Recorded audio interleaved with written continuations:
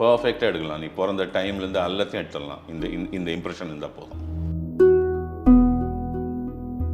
நீ தான் நினச்சிப்ப அவருக்கு அது ஒரு கண் கட்டு வித்தை, கண்ணை கட்டிட்டாரு என்னென்னமோ சொல்லுவாங்க. Right, okay okay. அதுக்கு வந்து அந்த பிரெஞ்சு கவர்மெண்ட்டே ஒரு ஏற்பாடு பண்ணி வச்சுக்குது. எப்படின்னா, தெரியாம சொல்லிட்டேன்ல, I want you to think. நான் I am not attacking you, I am explaining you something which will enable you to think. 95% எவ்வளோ சாப்டர்ஸ் இருக்குது அது உள்ள. அதை பற்றி உனக்கு தெரியறதுக்கு வாய்ப்பு இல்லை. அதனால் அதை பற்றி உனக்கு கேள்வி கேட்கறதுக்கு முடியல.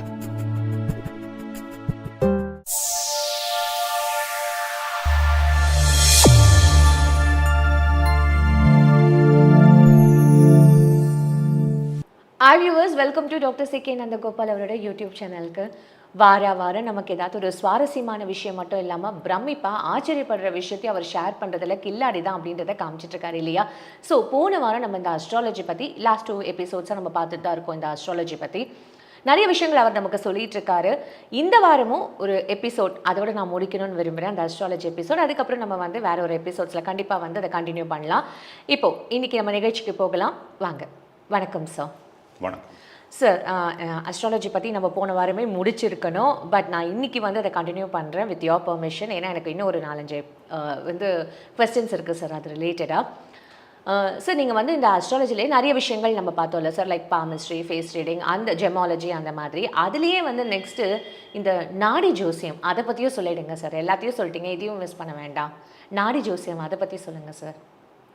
என்ன தெரியணும் உங்களுக்கு நாடி ஜோசியம் பற்றி? நாடி ஜோசியம்னா என்ன சார்? அதுவே தெரியாது. நாடி பிடிச்சலாம் ஜோசியம் சொல்லுவாங்களான்றது தெரியாது. நீங்கள் என்ன தெரியணும்னு கேட்குறீங்க, அதுவே எங்களுக்கு தெரியாது அப்படின்னா என்ன? உங்களை பற்றி ஒரு ஓலைலாம் எழுதி காட்டுவாங்களா அதுவா? ஆமாம், ஓலை எழுதி வச்சு அந்த படிக்கிறது. அப்புறம் அதெல்லாம் 2000 வருஷம் 3000 வருஷத்துக்கு முன்னாடிலேருந்தே அது இருக்குது. உங்கள் பேரை சொன்னாலே அந்த ஓலையில் இருக்கிறத வச்சு உங்களை பற்றின டீட்டெயில்ஸ் சொல்லிடுவாங்க. அதெல்லாம் என்ன சார்? அதெல்லாம் இருக்கா? அதெல்லாம் இருக்கான்னு கேட்டால் நீங்கள் ஒன்றே என்னை வந்து நீ தான் கேட்டல வா வா அப்படின்ற மாதிரிலாம் நீங்கள் வந்து இப்போ ரெடியாக இருப்பீங்க எனக்கு தெரியும். சொல்லுங்கள். உன்னை பற்றி ஓலை இருக்குமா அதில்? ஆமாம் இருக்கும்.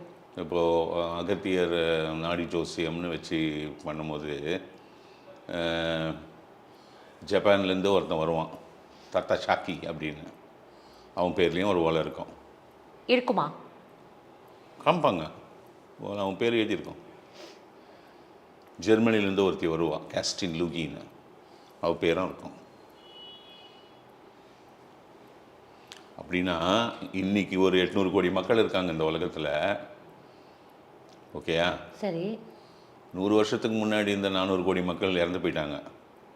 அன்றைக்கி நாடி ஜோசியம் பார்க்கும்போது அவங்க போல இருந்திருக்கோம் இல்லையா? கண்டிப்பாக. இன்றைக்கி நாடி ஜோசியம் பார்க்கும்போது இந்த 800 கோடிக்கும் இருக்குது. அப்போ ஒரு அகத்திய மாமுனிவர் எத்தனை கோடி ஓலை எழுதுவார்? क्वेश्चन ஸ்கிப் பண்றோம் சார். ஸ்கிப் பண்ணல, நான் ஸ்கிப் பண்றேன். உங்களுக்கு கொஞ்சம் திங்க் பண்ணுங்க. ஓகே, இது என்னன்னு சொல்கிறேன் உங்களுக்கு. யோகி மேத்தமேட்டிக்ஸ்னு ஒன்று இருக்கு. Okay okay. அதாவது ஒரு மேத்தமேட்டிக்ஸ் வந்து கணக்கியல்னு ஒன்று இருக்கு இல்லையா? அது வந்து ரொம்ப பெரிய சப்ஜெக்ட். அதில் வந்து அந்த வானியல் அடிப்படையில், ஆஸ்ட்ரானமிக்கல் அடிப்படையில் வந்தது ஆஸ்ட்ராலாஜிக்கல் சயின்ஸ். இது எல்லாமே வந்து மேத்தமேட்டிக்ஸ் பேஸ் தான். அதனால தான் உங்களுக்கு ஆரம்பத்துலேயே ஐன்ஸ்டீனை பற்றி சொன்னேன். ஓகே. மேத்தமேட்டிக்கல் கால்குலேஷனில் தான் எதையுமே எடுத்துன்னு வர முடியும். ஸோ கணக்கியல் அடிப்படை இல்லாமல் நீங்கள் எடுத்துன்னு வர முடியாது எதையும். ஸோ எந்த சயின்ஸாக இருந்தாலும் இப்படி வரும்போது இந்த லெஃப்ட் ஹேண்ட் தம்பு இருக்கு இல்லையா, அந்த இம்ப்ரெஷன், அதை பற்றி கூட நான் உங்களுக்கு சொன்னேன். 100 கோடி மக்களுக்கும் யூனிக்காக இருக்கும் அப்படின்னு. அந்த மேத்தமேட்டிக்ஸ்க்கு அந்த அந்த அந்த அந்த அந்த ஏரியாவில் ஒரு மேத்தமேட்டிக்ஸ் ஒன்று இருக்குது. ஓகே. இப்போ இந்த இம்ப்ரெஷனை கொடுத்தேன்னா என் ஜாதகத்தை எடுத்துடலாம். கண்டிப்பாக எடுத்துடலாம். ஓகே. என்னுடைய ஜாதகத்தை எடுக்க முடியும் இந்த இம்ப்ரெஷனில். ஆமாம். இப்போ வந்து ஒருத்தர் இருக்கார், அவருக்கு ஒரு அனாதையாக பிறந்தார், ஒரு அனாதை ஆசிரமத்தில் வளர்ந்தார். அவங்க அப்பா அம்மா யாருன்னு யாருக்குமே தெரியாது. சரி. அப்போ அவர் பிறந்த நேரம், பிறந்த இடம் எதுவுமே தெரியாது. ஒருத்தர் ஜாதகத்தை எழுதணும்னா அந்த பிறந்த நேரம், இடம் எல்லாம் தெரியணும். ஆமாம். ஏன்னா அந்த இடம் வந்து லொக்கேஷன், அந்த லேட்டிடியூட் லேண்டிடியூட் தெரியணும் உங்களுக்கு, அந்த டைமிங் தெரியணும், அந்த டேட்டு, அந்த மாதம் எல்லாம் தெரியணும், அந்த டைம், அந்த செகண்ட்ஸ், வாட் எவர். இப்போ அந்த மாதிரி வரும்போது என்ன ஆகுதுன்னா அதெல்லாம் இல்லாமல் போயிடுச்சு. இந்த ஆனால் எதுவுமே தெரியாது. இப்போ இவங்களுக்கு ஒரு 26 வயசு ஆகுது. இவனுக்கு வந்து ஒருத்தர் பொண்ணு கொடுக்க ரெடியாக இருக்காங்க. ஆனால் இவங்ககிட்ட ஜாதகம் இல்லையே. அவங்க ஜாதகம் இன்சிஸ்ட் பண்ணுறாங்க. சரி, ஓகே. அப்போ இவனோட தம்பு இம்ப்ரெஷன் வச்சு இவனோட ஜாதகத்தை எடுக்க முடியும். அது எங்கே இருக்குது இப்போ? அந்த மாதிரியான இதெல்லாம் இருக்குது ஆப்ஷன்ஸ். அதுதான் அந்த நாடி ஜோசியக்காரங்க தெரிஞ்சு வச்சுருப்பாங்க. அதுதான் நாடி ஜோசியம் அப்படி? இல்லை இல்லை இல்லை இல்லை, அதுதான் நாடி ஜோசியம் இல்லை. இரு வரேன். நீ உன் இம்ப்ரெஷனை வச்சு ஃபஸ்ட்டு உன் ஜாதகத்தை எடுத்துருவான். ஓகே. அதுலேருந்து எல்லாத்தையும் ரீட் பண்ணுவான். இந்த ஓலை இருக்கு பாரு, இது வந்து கிமிக். இது ஓலை இல்லைன்றீங்களா? எப்படிங்க கோடிக்கணக்கான ஓலை ஒருத்தன் எழுதி வச்சுட்டு போக முடியும்? என்னங்க, பனை மரத்துலேருந்து தான் ரெடி பண்ணி ஓலை ப்ரிப்பேர் பண்ணுவாங்க, காய வச்சு. அது புது ஓலை நல்லா வெள்ளையாக இருக்கும், ஒரு பேஜ் கலரில் இருக்கும், பிரைட் பேஜ் கலரில். அதை நீங்கள் அந்த டிகாக்ஷன் மட்டும் போட்டு டீ அதில் ஒரு நைட்டு ஊற வச்சுட்டு காய வச்சுன்னு வச்சுக்கோ, அது பழைய காலத்து ஓலை மாதிரி ஆகிடும் கலர். அதுக்கப்புறம் அந்த டீட்டெயிலாம் வச்சு ஃபில் பண்ணிடலாம் சார். இப்படி தான் அது. இது நீ வேணும்னா எடுத்துக்கோ, வேணான்னா விட்டுடு. அது அப்படி இல்லைங்க. இதுதான் that secret behind the trade. But உன்னுடைய அந்த அதில் வந்து ஃபுல் ப்ரூஃப் சிஸ்டம் என்ன அப்படின்னா, உன்னுடைய ஜாதகத்தை க்ளீனாக எடுத்துடலாம். ஓகே, பர்ஃபெக்டாக எடுக்கலாம். நீ பிறந்த டைம்லேருந்து எல்லாத்தையும் எடுத்துடலாம். இந்த இம்ப்ரெஷன் இருந்தால் போதும், அந்த ஃபார்முலா போட்டு எடுத்துடலாம். அது வந்து பெரிய மேக்ஸ் அது. ஓகே. ஆனால் அந்த ஓலை வந்து கிடையாது. ஓலை என்னானதுன்னு சொல்லிட்டேன் நான். இப்போ இதுக்கு மேலே எலாபரேட் பண்ணக்கூடாது அதை. சரி சார், ஓகே. இதுதான் அந்த நாடி ஜோசியம். ஓகே. அகைன் திருப்பியும் அதே தான். நாடி ஜோசியத்தில் போனால் இந்த காண்டம் அந்த காண்டம் போயினே இருக்கும். ஓகே, சரி சார். அதில் வந்து ஆசானுக்கு காணிக்க கொடுக்குற காண்டம் ஒன்று வரும். தான் உனக்கு நாடி ஜோசியம் பார்க்குறவருக்கு அவர் எல்லாம் வாங்கிடுவார். அதுலையா திக்காக வாங்குவார். தெரியாதவங்க எப்படி கொடுப்பாங்க? எது தெரியாதவங்க எப்படி கொடுப்பாங்க? எனக்குலாம் நாடி ஜோசியம் பற்றி தெரியல, நான் போய் அவரை பார்க்குறேன் அப்படின்னா நான் எப்படி பைசா கொடுப்பேன்? நீ ஒரு கஷ்டத்தில் இருப்ப, யாராவது உங்கள் ஒரு நண்பர் ஒருத்தர் வந்து சொல்லுவார், நாடியில் போய் பார்க்கலாம் வாங்க, அதில் இருக்குது, அதில் உனக்கு பரிகாரம் சொல்லுவாங்க அப்படின்னு. நீ நாடியில் போய் பார்ப்ப, அவங்க எத்த ஓலெல்லாம் படிப்பாங்க, கன்வின்ஸ் ஆகிடுவ. அதுக்கப்புறம் அதில் நிறைய காண்டங்கள் இருக்குது. பூர்வ ஜென்ம காண்டம் ஒன்று இருக்குது. நீங்கள் தான் இப்போ அந்த மாதிரி ஒரு ஓலையே இல்லைன்றீங்க, அப்போ என்ன போய் சொன்னால் நான் அது எப்படி இருக்கும்? அப்படி அது அந்த மாதிரி அந்த ஓலை எப்படி இருக்கும்? நீ நம்பி தானே போகிற. அப்போ என்னை பற்றி சொன்ன விஷயங்கள் உண்மையாக இருந்தால் தானே நான் நம்புவேன். உன் ஜாதகத்தை எடுத்து தான் உன்னை பற்றி சொல்லிடுறேன். இதை பாருமா, எந்த ஜோதிடம் வந்தாலும் ஒன்று தான்மா, ஓப்பனாக சொல்லிடுறேன் உனக்கு. இப்போ உனக்கு வந்து இப்போது ஒரு 45 வயசாகுதுன்னு வச்சுப்போம். Amirthavalli has reached 45 years. நீ ஒரு பெரிய வாழ்க்கையில் அந்த ஒரு சரிவில் இருக்க, ஒரு பெரிய கஷ்டத்தில் இருக்க. பண பொருளாதார கஷ்டம் இருக்குது, குடும்ப கஷ்டம் இருக்குது, எல்லாம் சேர்ந்து உன்னை வந்து ரொம்ப ஆட்கொள்ளுது. அப்போ வந்து நீ வீக்காக இருப்ப, கரெக்டாக? கண்டிப்பாக. அப்போ வந்து உனக்கு ஏதாவது ஒரு ஊன்றுகோல் கிடைக்குமான்னு தேடுவேன். எக்ஸாக்ட்லி, ஒரு பிடிமான. அப்போ வந்து உன்னோட ஒரு ஃப்ரெண்டு சொல்லுவான், இந்த இடத்துல வந்து ஒரு வில்லிவாக்கம் தாண்டி ஒரு ஜோதிடர் இருக்காரு, நம்ம உன் ஜாதகத்தை எடுத்துன்னு அவர்கிட்ட போவோம், அவர் வந்து கரெக்டாக பார்த்து சொல்லுவார் அப்படின்னு வந்து சொல்கிறா. நீ எடுத்துன்னு போகிற, ஓகேயா? சரி. நீ போய் உட்கார்ற, இன்னும் ஒரு ஜாதகத்தையே அவர்கிட்ட கொடுக்கல. உங்கள் பேர் அமிர்தவல்லி தானே? நான் தான் அந்த ஜோதிடன். நீ போய் உட்கார்ந்த உடனே உன் பேர் அமிர்தவல்லி தானே உடனே ஷாக் ஆகிட மாட்டேன்? கண்டிப்பாக சார். அதான் எப்படி பாசிபிள்? இந்த பாரு, இப்போ இதை எப்படி பார்க்கணும்னு சொல்கிறேன். உன் பேர் அமிர்தவல்லின்னு உனக்கு 45 வருஷமாக தெரியும்யா. எனக்கு தெரியும், நான் போக போற ஜோசியருக்கு எப்படி தெரியும்? அதெல்லாம் மேட்டர் இருக்குதுமா, அதெல்லாம் உனக்கு ஏன்? எனக்கு ஏன்னா டேவிட் காப்பர்ஃபீல்டுன்னு ஒரு மியூசிஷியன் இருந்தார், தெரியுமா? தெரியும். அவர் வந்து ஒரு மேஜிக் பண்ண போறாரு. பிரான்ஸ்ல ஈஃபில் டவர் இருக்குல்ல, அது எவ்வளவு பெரிய ஸ்ட்ரக்சர், எக்ஸாக்ட்லி உலக அதிசயங்கள்ல ஒண்ணு, கரெக்டா? ஆமா. ஆயிரக்கணக்கான அதை மறைக்க போறாரு, அதான் மேஜிக். ஆயிரக்கணக்கான மக்கள் நிற்கிறாங்க ஈஃபில் டவர் எதிர்க்க. டேவிட் காப்பர்ஃபீல்டு வராரு, 2 நிமிஷத்தில் அதை காணும். யார் கண்ணுக்கும் தெரியல, அங்கே காலியாக இருக்குது, ஈஃபில் டவரை காணும். சரி, நீ தான் நினச்சிப்ப அவருக்கு அது ஒரு கண் கட்டு வித்த, கண்ணை கட்டிட்டாரு என்னென்னமோ சொல்லுவாங்க. Right, okay okay. அதுக்கு வந்து அந்த பிரெஞ்சு கவர்மெண்ட்டே ஒரு ஏற்பாடு பண்ணி வச்சுக்குது. எப்படின்னா 8 ஹெலிகாப்டர் ரெடியாக இருக்குது, 8 டைரக்ஷனில். சரி. ஈஃபில் டவர் எவ்வளோ பெருசு, ஆமா, ஹெலிகாப்டர் போகிறது வருது. ஓகே. கண்ணுக்கு தெரியலன்னா பொருள் அங்கே இருக்கும்ல, கண்டிப்பா. ஹெலிகாப்டர் இருந்தால் இடிச்சுக்குமே. சரி, கரெக்டா? கரெக்ட். நிறவறாங்க 8 ஹெலிகாப்டர் வச்சு காணோம். அப்புறம் எல்லாம் முடிச்சிட்டிங்களா இல்லையா ஒத்துக்கினீங்களா கன்ஃபார்ம்டான்றாரு டேவிட் காப்பர்ஃபீல்டு. 8 ஹெலிகாப்டர் நிறவுதுமா. சரி சார், ஆனா அது இல்ல, அது எனக்கு இல்ல இருந்ததுன்னா இட்ஷிப்பிய. ஆமா, உண்மையிலேயே இல்ல. ஓகேயா? சரி, காணோம். கொஞ்ச நேரம் கழிச்சு வந்துடுச்சு. ஓகே. இப்போ உன் ஜோதிடர் உன் பேர் சொன்னார, அவருக்கு இல்லைடியா, டேவிட் காப்பர்ஃபீல்டுக்கு இல்லைடியா? சரி, ஓகே சார். சரி, அடுத்தது வருவோம். ஒரு பெரிய அரீனா, ஓப்பன் இது. அந்த அந்த இதில் வந்து ஐஐடியில் போயிருக்கீங்களா? ஓப்பன் ஏர் தியேட்டர் ஒன்று இருக்கும் தெரியுமா? இப்படி இருக்கும், படிப்படியாக இருக்கும், ஓப்பன் டு ஸ்கை. கீழே வந்து பேஸ்கெட் பால் கிரவுண்ட் மாதிரி இருக்கும், ஃபுல்லாக உட்காந்து பார்க்கலாம். அங்கே ஸ்க்ரீன் வைப்பாங்க, சினிமா பார்க்கலாம் நைட்டில். அது மாதிரி ஒரு ரவுண்டு செட்டப்பு, ஃபுல்லாக அப்படி பெருசு, கிரிக்கெட் ஸ்டேடியம் மாதிரி வச்சுக்கங்க. ஓகே. சேப்பாக்கில் டேவிட் காப்பர்ஃபீல்டு வந்து மேஜிக் பண்ண போகிறாரு.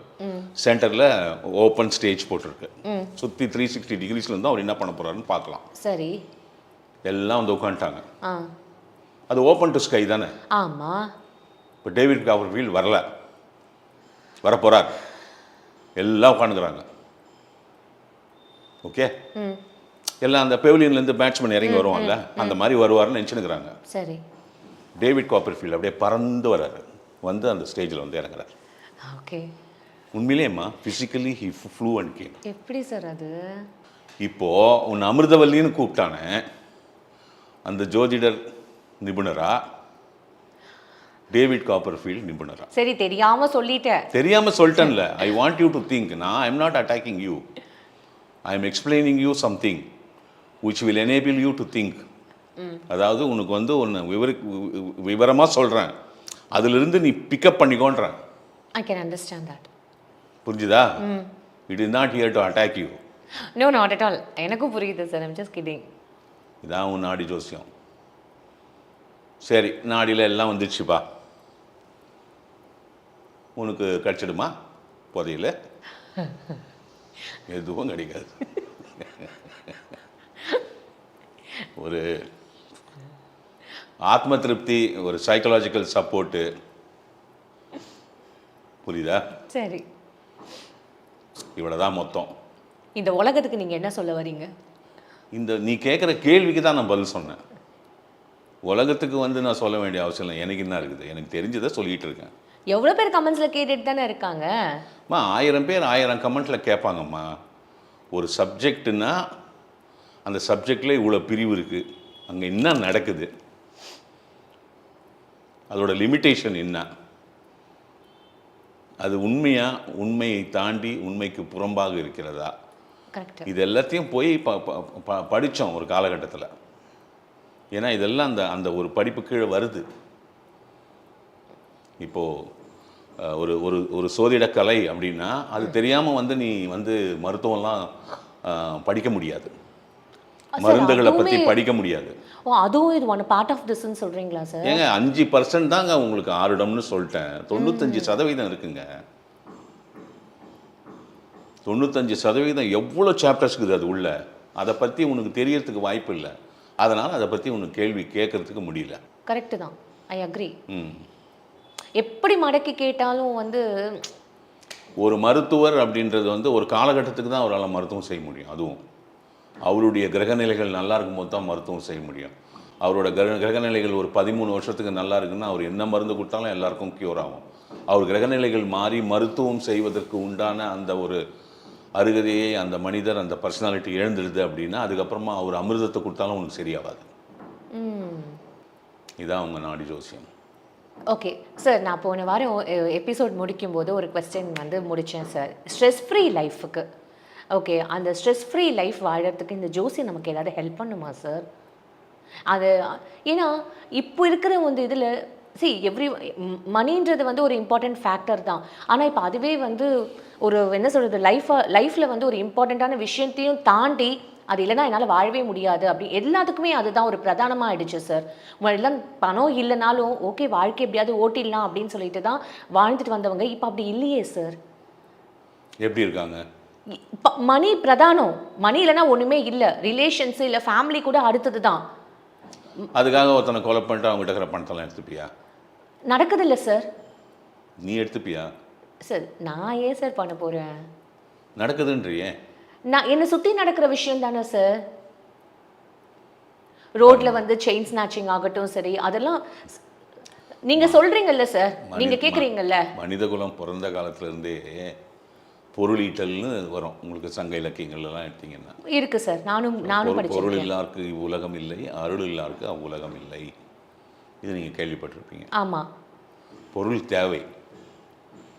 அந்த பொருளை ஈட்டுறது தான் நம்மளுடைய ப்ரொஃபஷனோ, வேலைக்கு போகிறதோ, பிஸ்னஸ் பண்ணுறதோ ஏதாவது ஒன்று. ஏன்னா ஆதாரமான உணவு வேணும், இருக்க இடம், உடுக்க உடை, உண்ண உணவு, இதெல்லாம் பிரதானம்.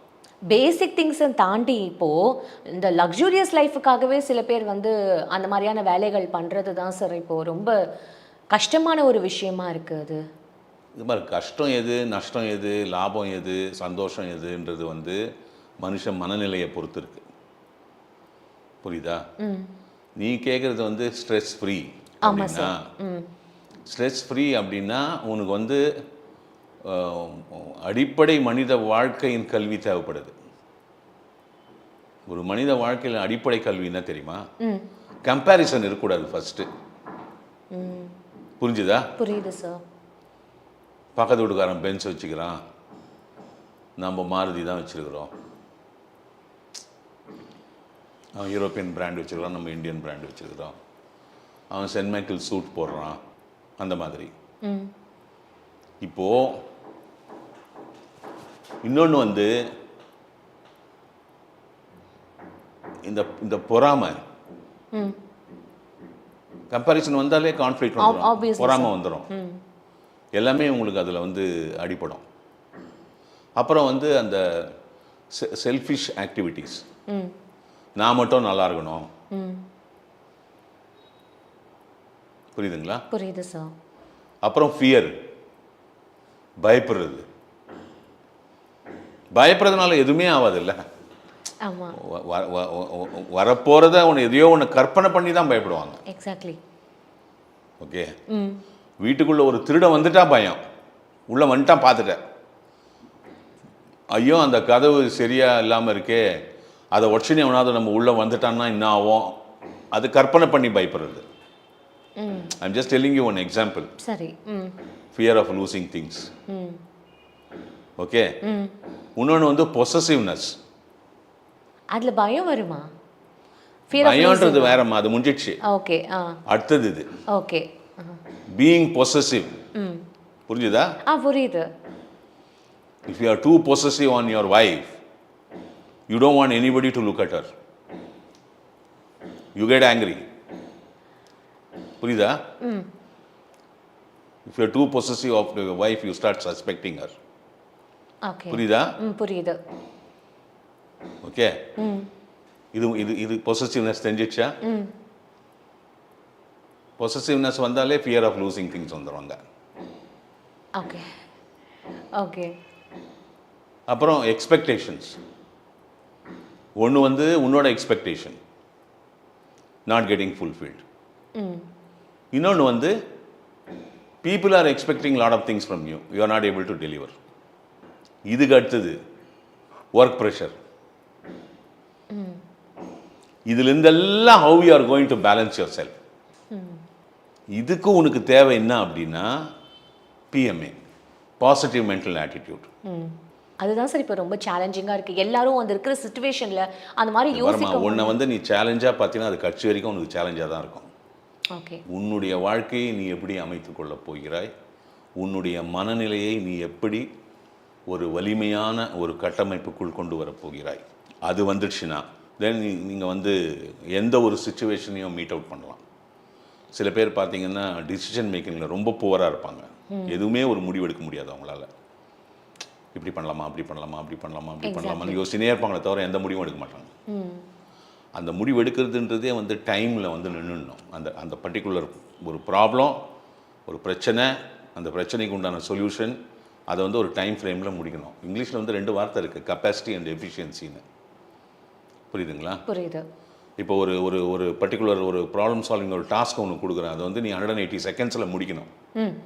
172 செகண்ட்ஸில் முடிச்சுன்னா யூ ஆர் எஃபிஷியன்ட். இதே நீ 220 செகண்ட்ஸ் எடுத்துக்கினீங்கன்னா you are capable of completing the job. That's it. So இந்த கெப்பாசிட்டிக்கும் எஃபிஷியன்சிக்கும் டிஃப்ரென்ஸ் வந்து டைம் ஃபேக்டர். உனக்கு டைமுக்கு சாப்பாடு கொடுக்கணும். பசி வரும்போது பசி வந்து அடங்கின பிறகு நீ இப்போ சாப்பாடு கேட்குற 1 மணிக்கு லஞ்ச், நான் 2 மணிக்கு கொண்டாந்து கொடுத்தேன்னா அது வேஸ்ட். ஒரு எக்ஸாம்பிள் சொல்கிறேன் உனக்கு. பசிக்கும் போது சாப்பிடணும். பசிச்சு பசிச்சு பசிச்சு பசி அடங்கின பிறகு சாப்பிட்றது வேஸ்ட். இதுதான் உங்களுக்கு ஸ்ட்ரெஸ் ஃப்ரீ அப்படின்னா it is in your hands. உங்கள் கையில் இருக்குது அது. அது அங்கே ஜாதகத்தில் இல்லை. ஜாதகத்தில் எங்கேருந்து வரும்? டிப்ரெஸ் ஆகிடுற, என்ன பண்ண போகிற? இப்போ நான் உங்ககிட்ட ஒரு ஃபைனலாக ஒரு கேள்வி கேட்கலாமா? கேளுங்க. இப்போது ஒரு பர்சன், இப்போ நான் இந்த அஸ்ட்ராலஜி பற்றி நிறைய விஷயங்கள் பேசிட்டோம், டிஸ்கஸ் பண்ணிட்டோம். மை ஃபைனல் கொஸ்டின் இஸ், இப்போது இருக்கிற இந்த டிசீஸ் இல்லாத ஒரு வாழ்க்கைக்கும் சரி, இல்லை ஸ்ட்ரெஸ் இல்லாத ஒரு லைஃபுக்கும் சரி, ஒரு பர்சன் உண்மையாகவே அஸ்ட்ராலஜர் கிட்ட போகணுமா, இல்லை சைக்காட்ரிஸ்ட் இல்லை சைக்காலஜிஸ்ட் கிட்ட போகணுமா? I want to end the session with this. கூழானாலும் புளித்து குடி, கந்தையானாலும் கசக்கி கட்டு. கேள்விப்பட்டிருப்பேன் சின்ன வயசுலேருந்து. கரெக்டா? ஆமாம். So cleanliness in life plays a role இல்லையா? டெஃபினெட்லி. உன்னை உன்னை உன்னை அகமும் புறமும் தூய்மையாக இருக்க வேண்டும். உன்னை நீ தூய்மையாக வச்சுக்கணும். புரிஞ்சுதா? புரியுது சார். நீ என்ன பண்ணுவ? காலைல எழுந்துப்ப, லேட்டாக எழுந்துப்ப, கட கட கட கட கட கடன்னு குளிச்சுட்டு எத்தையோ ஒன்று சாப்பிடுவோம், டைம் இருக்குமோ இருக்காதோ அடிச்சு பிடிச்சின்னு ஓடுவேன் ஆஃபீஸ்க்கு. போய் கம்ப்யூட்டரில் உட்காந்துருவேன். நீ ஒரு ஐடி கேர்ள்னு வச்சுப்போம். உன்னை அங்கே போட்டு எல்லாம் முடிப்பாங்க. இனாவும் உங்கள் குரூப்பில் ஒரு 180 பேர் இருப்பாங்க. 180 பேரில் ஒரு நாளைக்கு இல்லை 2 நாளைக்கு ஒரு வாட்டி ஒருத்தனுக்கு பர்த்டே இருக்கும், இல்லை ஒருத்திக்கு பர்த்டே இருக்கும். அவள் ட்ரீட் கொடுப்பா. கரெக்டா? ஆமாம். குடிப்பீங்க, திம்பிங்க, இருங்க, லேட்டாக வருவீங்க வீட்டுக்கு, படுப்பீங்க. சண்டே சாட்டர்டே ஆனால் அங்கே ஷாப்பிங் போவீங்க, வருவீங்க. ஏன்னா அதெல்லாம் லைஃப், அதெல்லாம் சார் இதெல்லாம் ஒரு பேசிக்கான ஒரு திங்ஸ். பேசிக் தான் நான் சொல்லினே வரேன். கரெக்டு தான், நான் ஒத்துக்கிறேன், இல்லைன்னா சொல்ல. இப்படியே போகுது ஒரு வாழ்க்கை. ஒரு 23-24 வயசில் ஒர்க் பண்ண ஆரம்பிக்கிறேன். Sedentary life style. நீ என்ன நினைக்கிற? கல்ச்சர் ஆகிடும் உங்களுக்கு. 2 நாளைக்கு ஒரு வாட்டி ஒரு பார்ட்டி, இல்லை வாரத்தில் 4 பார்ட்டி இருக்கும். ஓன் டர்ன் வரும்போது நீ கொடுக்கணும். புரிஞ்சுதுங்களா? புரியுது. இப்படியே போகுது. You slowly get in to alcoholic habit. சில பேர் they get in to along with that smoking habit. கொஞ்சம் நஞ்சா அங்கே வீடு, அது இது ட்ரக்ஸு, கொஞ்சம் அப்படி போவோம், அதுக்கு கொஞ்சம் போவோம், இப்படியே போவோம். Okay. Then the sexual part of it in these kind of groups and all becomes a cup of tea. Okay? Yes, sir. It goes that way. இதெல்லாம் ஆயிடுச்சு. ஒரு 35-36 வயசு ஆயிடுச்சு. உனக்கு சிவியராக ஹைப்பர் டென்ஷனும் டயபெட்டிஸும் வந்துடுச்சு. புரிஞ்சுதா? இப்போ ஜாதகத்தை எத்தனை ஓடுவியா? பின்ன என்ன பண்ணுறது? என்ன இல்லை பண்ணணும்? ஜாதகத்தை எத்தனை ஓடி என்ன பண்ணுவார் சொல்லு. அவர் ஜோசியர் மருந்து கொடுப்பாரா? அப்போ சைக்காலஜிஸ்ட் மருந்து கொடுப்பாரா? ரெண்டும் ஹெல்ப் பண்ணாது. சைக்காலஜிஸ்ட் கிட்ட போனால் அவர் என்ன பண்ணுவார்? டயபெட்டிஸ்க்கு மருந்து கொடுப்பாரா? இப்போ ஹைப்பர் டென்ஷன் டயபெட்டிஸ் வந்துச்சு. ஓகே சரி. இப்போ எதுக்கு நீ சைக்காலஜிஸ்ட்க்கு எதுக்கு போகிற? சைக்காலஜிஸ்ட் என்ன பண்ண எல்லாத்தையும் ரிவர்ஸ் பண்ணிட்டு வரா, அப்படியே கீழே எத்தனை போய் பின்னால் ஒன்று 24 இயர்ஸில் நிறுத்திடுவார். டைம் ட்ராவல் இல்லை ஜோதிடர் பண்ணுவாரா டைம் ட்ராவல்? சரி. I will push you back to the 24. உங்களுக்கு பின்ன நான் 12 வருஷத்துக்கு முன்னாடி நீங்கள் எப்படி இருந்தீங்களோ அதில் நிறுத்திடுறேன். அங்கேருந்து நீங்கள் திருப்பியும் புதுசாக ஆடுங்க ஆட்டோன்னா முடிஞ்சிச்சே. உன்னை நீ வந்து உன்னுடைய உனக்கு அந்த இயற்கை கொடுத்த அந்த உடல்நிலையை, அந்த நல்ல ஒரு உடல் ரசாயனத்தை மாசுபடித்து விட்டாய். இப்போ நீ வந்து அஸ்ட்ராலஜர்கிட்டையும் போகக்கூடாது, சைக்காலஜிஸ்ட்கிட்டையும் போகக்கூடாது. உனக்குன்னு ஒரு பிரெயின் கொடுத்துருக்கான்ல, அதை யூ ஸ்டார்ட் ஃபங்க்ஷனிங். அப்போ என்ன பண்ணுவீங்க தெரியுமா? உடனே நீங்கள் தான் உலகை காக்கும் பரம்பொருளாச்சே. உங்களுக்கு தான் கூகுள் இருக்கே. கூகுள் தான் உலகமே போகும். கட கட கட கடன்னு கூகுளில் போய் பார்ப்போம். எதுக்கு சார்? ஏதாவது இருங்க சார், இருங்க அமிர்தா. போய் பார்த்த உடனே அங்கே போட்டிருக்கோம் பேலியோ டயட், கீட்டோஜெனிக் டயட் எல்லாம் பண்ணால் டயபெட்டிக் ரிவர்ஸ் பண்ணி உடனே அது உள்ளே போக வேண்டியது. புரிஞ்சுதுங்களா? புரியுது. கொஞ்சம் நஞ்சம் இருக்கிறதும் போயிடும். இப்போ டயபெட்டிக்ஸ் ஹைப்பர் டென்ஷன் வந்தது, அதோட சேர்ந்து டிப்ரெஷனும் வந்துடும். 35 வயசு முகம் ஒரு 3 மாதம் கீட்டோஜெனிக் டயட் பண்ணினா 62 வயசு மாதிரி இருக்கும். 62ஆ? You look so old. Chubby பப்பியாக இருந்தாலும் பிரச்சனை, ஒல்லியாக இருந்தாலும் பிரச்சனை. என்னதான் சார் பண்ணுறது? என்னையேமா கேட்குற? நீங்கள் தானே இவ்வளோ வந்து நீ கேட்குற கேள்விக்கு மட்டும் தான் என்னால் பதில் சொல்ல முடியும். நீ ஒரு questions list of questions prepare பண்ணீங்க, நீயும் டயனாவும் சேர்ந்து கேட்குறீங்க, பதில் சொல்லி எனக்கு தெரிஞ்சதை சொல்லிட்டு இருக்கேன். ஒல்லியாக இருந்தால் பிரச்சனைனா அது உன்னோட அவுட்லுக்குமா. சில பேருக்கு தின்னா இருந்தால் பிடிக்கும், சில பேருக்கு ஷேப்டாக இருந்தால் பிடிக்கும். இது நிறைய டிஸ்கஸ் பண்ணிட்டோம் நம்ம. ஆமாம். நான் வந்து 22 வயசுலேயும் அப்படியே சிக்குன்னு இருப்பேன், 62 வயசுலேயும் அதே மாதிரி சிக்குன்னு இருப்பேன்னா இளமை நிலையாமைன்னு கொடுக்குறாங்கல்ல. ஆரோக்கியமாக வாழறது தான் முக்கியம் ஒரு மனுஷன் வாழ காலகட்டத்தில். இதில் நீ என்ன புரிஞ்சிக்கணும் அப்படின்னா, பிறப்பும் இறப்பும் உன் கையில் இல்லை. ஒரு மனிதன் பிறந்து 86 வயது வரைக்கும் வாழ்ந்து இறக்கிறான் என்றால் இந்த 86 ஆண்டு காலம் ஒரு அந்த மனிதனின் வாழ்க்கை காலகட்டம். இந்த வாழ்க்கை காலகட்டத்தில் எவ்வளவு ஆரோக்கியமாக வாழப்போகிறான் என்பதுதான் முக்கியம். அந்த ஆரோக்கியத்துக்கு முக்கியம் ஆரோக்கியமான மனநிலை. அந்த ஆரோக்கியமான மனநிலைக்கு முக்கியம் நீ கற்கும் கல்வி, நீ இந்த சமுதாயத்தை பார்க்கும் பார்வை, உன்னை சுற்றி இருப்பவர்களை நீ புரிந்து கொள்ளும் விதம், உன்னை சுற்றி இருப்பவர்களுக்காக நீ வாழும் வாழ்க்கை. இந்த மன ஆரோக்கியத்தை நீ அடைவேயானால் உன் உடல் ஆரோக்கியத்தை நீ காற்றுக்கொள்ள முடியும். ஒரு கட்டமைப்பான உனக்கு உண்டான அந்த ஒரு டிசிப்ளினரி லைஃப், அந்த கட்டமைப்புக்குள்ளே நீ நிற்கணும். நீ எதை வந்து ஓவர் அப்யூஸ் பண்ணாலும் குடிச்சு லிவர் சிரோசிஸ் வந்துச்சு, அவ்வளோதான், வாழ்க்கை முடிஞ்சு போச்சு. அந்த லிவரை நீ ரீபில்டே பண்ண முடியாது. இப்போ நான் ஜோசியக்காரங்கிட்ட போய் ஜாதகத்தை எடுத்து போய் காமிச்சா, நீ இந்த கோயிலில் போய் சாமி கும்பிட்டினா உனக்கு லிவர் வந்துடும்னா வராது. எந்த கடவுளும் கண்ணு திறக்க மாட்டேன். கடவுள் வந்து உனக்கு, கடவுள்ன்றது இயற்கை. இயற்கை வந்து உனக்கு நல்ல ஒரு ஆரோக்கியத்தை கொடுத்தது. அந்த ஆரோக்கியத்தை சீரழித்தது உன்னுடைய மனநிலை. தமிழ் சான்றோர்கள் மனம், நெஞ்சம், உள்ளம் என்று 3ஆக பிரிக்கிறார்கள். மனம் இச்சைகள் சம்பந்தப்பட்டது, விஷம். நெஞ்சம் இமோஷன்ஸ், மெய்பாடுகள் சம்பந்தப்பட்டது. உள்ளம் உயிர் சம்பந்தப்பட்டது, தூய்மையானது. உள்ளத்திலிருந்து இயங்குவது தான் நீங்கள் சொல்கிறீங்களே இன்னைக்கு ஸ்பிரிச்சுவல் லைஃப். அது உன்னால் பண்ணவே முடியாது. நீ மனசுக்குள்ளே மட்டும்தான் இருப்ப. மிஞ்சி போனால் கொஞ்சம் நேரம் நெஞ்சத்துக்கு வந்துட்டு போவேன். இதுக்கு 3க்கும் கலர் கொடுத்துருக்காங்க. இன்றைக்கி வந்து எலக்ட்ரோ கண்டக்டிவிட்டி ஆஃப் த பிரெயினில் இந்த 20 வருஷமாக பிரெயினில் ஒவ்வொரு நிகழ்ச்சி நடக்கும் போதும் எப்படி கலர் சேஞ்ச் ஆகுதுன்றதை இப்போ படிக்கிறாங்க. இதை எத்தனையோ 1000 வருஷத்துக்கு முன்னாடி கொடுத்துட்டு போயிருக்காங்க. மனம்னா விஷம், நீலம். நெஞ்சம்னா பச்சை, கிரீன். உள்ளம்னா தூய்மையானது, வெண்மை.